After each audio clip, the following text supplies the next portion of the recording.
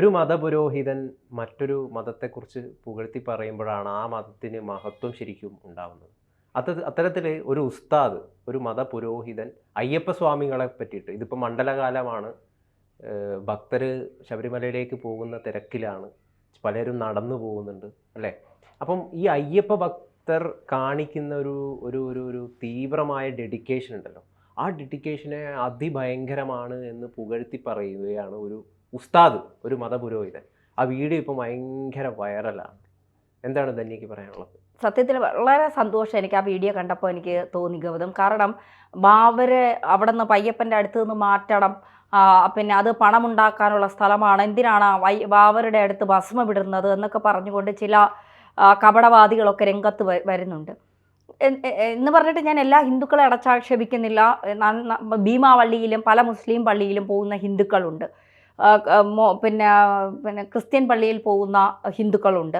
അപ്പോൾ എല്ലാ മതത്തിൽപ്പെട്ടവരിലും നല്ല മനുഷ്യരുണ്ട്, നല്ല രീതിയിൽ മതേതരത്വം ചിന്തിക്കുന്നവരുണ്ട്, എല്ലാ മതങ്ങളെയും ഒന്നായി കാണുന്നവരുണ്ട് എന്നുള്ളതാണ് ഈ ഉസ്താദ് പറയാതെ പറഞ്ഞു തരുന്ന പാഠം എന്നുള്ളതാണ്. അദ്ദേഹം പറയുന്ന ഏറ്റവും പ്രധാനപ്പെട്ട ഒരു കാര്യം, നമ്മൾ എവിടെ പോയാലും സെൽഫി എടുക്കും. ഏത് മതത്തിൽ, അദ്ദേഹത്തിന് മാത്രമുള്ളവർ അദ്ദേഹം പറയുന്നുണ്ട്, എവിടെ പോയാലും സെൽഫി. ഗായ്സ് ഞങ്ങൾ ഇവിടെ എത്തി, ഗായ്സ് ഞങ്ങൾ ഇതാ കയറാൻ പോകുന്നു, ഗായ്സ് ഇനി ഇതിന്റെ വിശേഷങ്ങൾ കാണാം, ഗായ്സ് നിങ്ങൾക്ക് വരൂ, ഗായ്സ് കമൺ.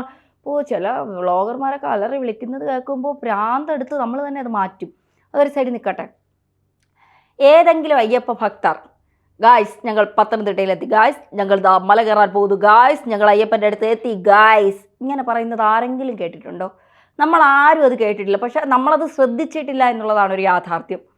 നമ്മളാരും തന്നെ അങ്ങനെയൊക്കെ അയ്യപ്പന്മാർ പറയൂ എന്നൊക്കെ ഉള്ളത് നമ്മളത് ആ രീതിയിലേ ചെയ്തു. പക്ഷെ ആ ഉസ്താദ് അത് കൃത്യമായി നിരീക്ഷിച്ചു എന്നുള്ളതാണ്. അദ്ദേഹം പറയുന്നത്, ഒരു അയ്യപ്പ ഭക്തന്മാരും ശബരിമലയിലെത്തി എന്ന് പറഞ്ഞുകൊണ്ട് സെൽഫി എടുക്കാനോ പിന്നെ എന്താ പറയുക, പിന്നെ വീഡിയോ എടുക്കാനോ അതൊരു വ്ളോഗ്, ഇതൊന്നും ആരും പിന്നെ കാണിച്ചിട്ടില്ല എന്നുള്ളതാണ്.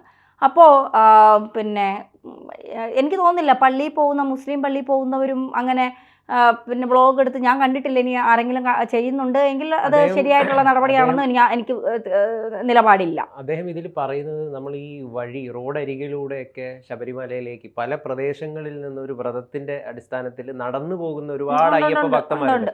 ശരിക്കും നമുക്ക്, അതായത് വികലാംഗ, ഏതോ ഒരിക്കൽ എനിക്ക് ഓർമ്മ വരുന്നത് ഏതോ ഒരു പത്രത്തിലെ ഫ്രണ്ട് പേജിലെ ഒരു ചിത്രമാണ്.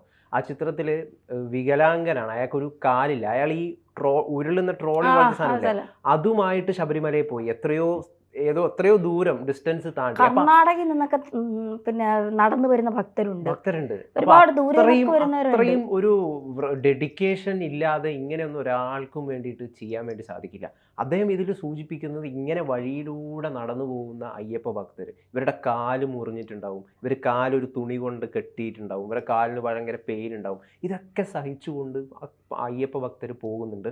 പക്ഷെ എങ്കിലും അവർ ഏതെങ്കിലും ഒരു സ്ഥലത്ത് നിന്ന് കഴിഞ്ഞ് കഴിഞ്ഞാൽ ഒരു സെൽഫ് പ്രൊമോഷന് വേണ്ടിയിട്ട് ഗൈസ് ഞാനിപ്പോൾ ഇവിടെയാണ് ഗൈസ് എന്ന് പറയുന്ന ആ രീതിയിലുള്ളൊരു പ്രവണതയൊന്നും ഇവർ കാണിക്കാറില്ല. ഇത് ശരിക്കും അഭിനന്ദാർഹമായിട്ടുള്ള ഈ ഒരു ഭക്തി വളരെ അഭിനന്ദാർഹമായിട്ടുള്ള ഒരു കാര്യമാണെന്നാണ് ഈ ഇസ്ലാം പണ്ഡിതൻ, മതപുരോഹിതൻ പറയാൻ വേണ്ടിയിട്ട് ശ്രമിക്കുന്നത്. നമുക്കറിയാം, ഈ ഇസ്ലാം എന്ന് പറയുന്ന ഒരു മതം എന്ന് പറയുന്നത് ഈ ഭക്തിക്ക് വേണ്ടിയിട്ട്, അല്ലെങ്കിൽ അവരുടെ മതത്തിൽ ഭയങ്കര അധികം ഡെഡിക്കേഷൻ കാണിക്കുന്ന, ഒരു അണുവിട മാറാതെ തന്നെ വളരെ കൃത്യമായിട്ട് പല കാര്യങ്ങളും അനുശാസിക്കുന്ന, അതൊക്കെ പ്രവർത്തിക്കുകയൊക്കെ ചെയ്യുന്ന കുറച്ച് കൂട്ടരാണ്. അവരാണ് മറ്റു മതത്തിലെ ഇതേ രീതിയിലുള്ളൊരു പ്രവണതയെ, ഈ അയ്യപ്പ ഭക്തർ കാണിക്കുന്ന ഈ ഒരു ഡെഡിക്കേഷനെ പുകഴ്ത്തുക എന്ന് പറയുന്നത്.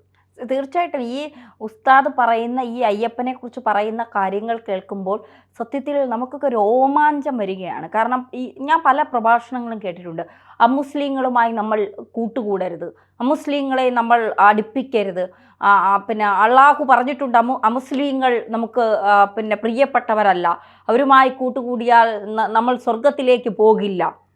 ഇത്തരം ഇവർക്കെപ്പോഴും സ്വർഗമാണല്ലോ. ഞാൻ എല്ലാ മുസ്ലിങ്ങളെയും ആക്ഷേപിച്ച് പറയില്ല. ചില ഉസ്താദുമാർ, ചില മുസ്ലിയാർമാർ, ചില ഈ പ്രഭാഷണം നടത്തുന്ന ആളുകളൊക്കെ വലിയ രീതിയിൽ ഇത്തരത്തിൽ അവരുടെ മതത്തെ പ്രൊമോട്ട് ചെയ്യുന്നതിനോടൊപ്പം മറ്റ് മതങ്ങളെ ഏറ്റിക്കെട്ടാനുള്ള ശ്രമങ്ങൾ നടക്കുന്നുണ്ട്.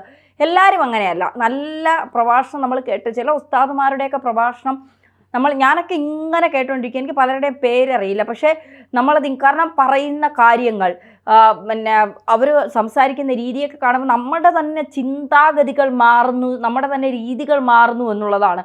ഇപ്പോൾ ഈ ഇടയ്ക്ക് ഒരാൾ ഒരു പ്രഭാഷണം നടത്തിയതിൽ പറയുന്നു, നിങ്ങൾ പിന്നെ അള്ളാഹു പറയുന്ന രീതിയിൽ, പ്രവാചകൻ പറയുന്ന രീതിയിൽ, ഖുറാനിൽ പറയുന്ന രീതിയിൽ നിങ്ങൾ ജീവിച്ചാൽ മാത്രമേ നിങ്ങൾക്ക് സ്വർഗത്തിലെത്താൻ കഴിയൂ. സ്വർഗത്തിൽ എന്തൊക്കെ ഉണ്ടെന്ന് നിങ്ങൾക്കറിയാമോ?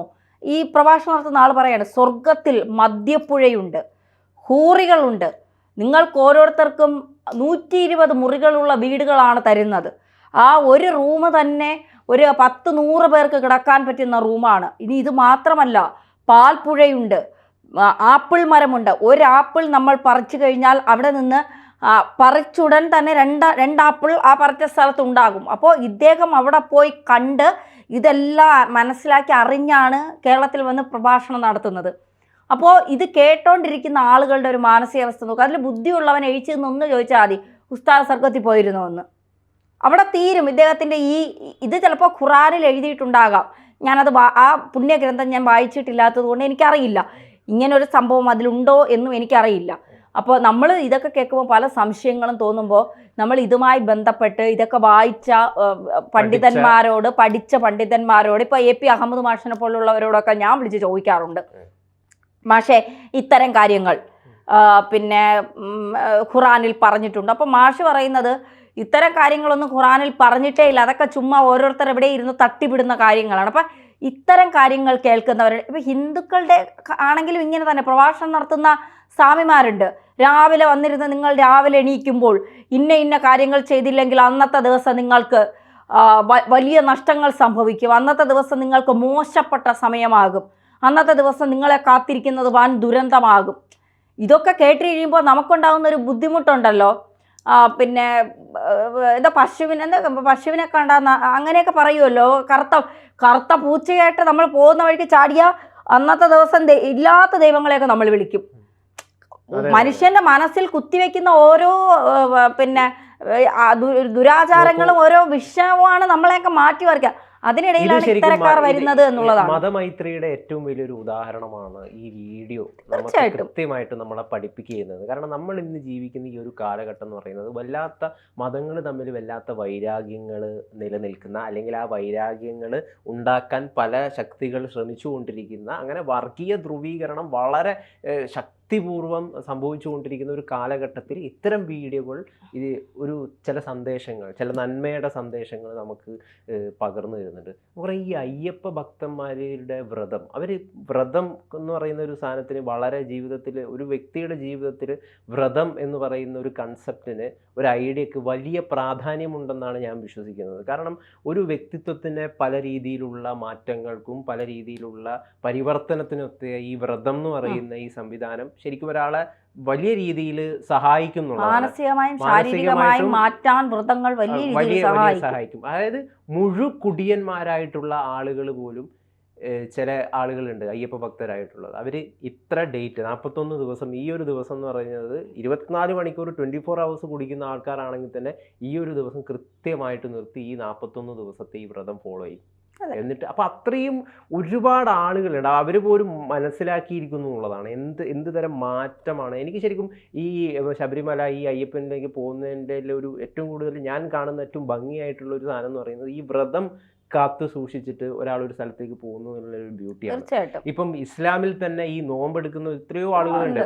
ശരിക്കും പറഞ്ഞു കഴിഞ്ഞാൽ എൻ്റെയൊക്കെ ചില സുഹൃത്തുക്കളുണ്ട്, അതായത് കൂടെ മുസ്ലിംസിന്റെ കൂടെ നോമ്പെടുക്കുന്ന എത്രയോ അധികം ഹിന്ദുക്കളുണ്ട്. എൻ്റെ പല സുഹൃത്തുക്കളും ഉണ്ടായിട്ടുണ്ട്. അപ്പം ഞാൻ ചോദിക്കും, നമ്മളാ മതക്കാര്, നമുക്ക് വിവരമില്ലാത്ത സമയത്താണ്. ഇപ്പം വിവരം വെച്ചോന്ന് ചോദിച്ചാൽ ഇപ്പം ഇതിൽ നിന്നൊക്കെ നമ്മൾ കുറേ മാറിയിട്ടുണ്ട്. പൂർണ്ണമായിട്ട് മാറിയിട്ടുണ്ടോ എന്ന് എനിക്കറിയില്ല, കുറേയൊക്കെ മാറ്റങ്ങൾ നമുക്ക് നേരിട്ട്. അപ്പം ഞാൻ ചോദിക്കുന്നുണ്ട്, നമ്മളാ മതത്തിലുള്ളവരല്ലല്ലോ, പിന്നെ ഇതിന് നമ്മൾ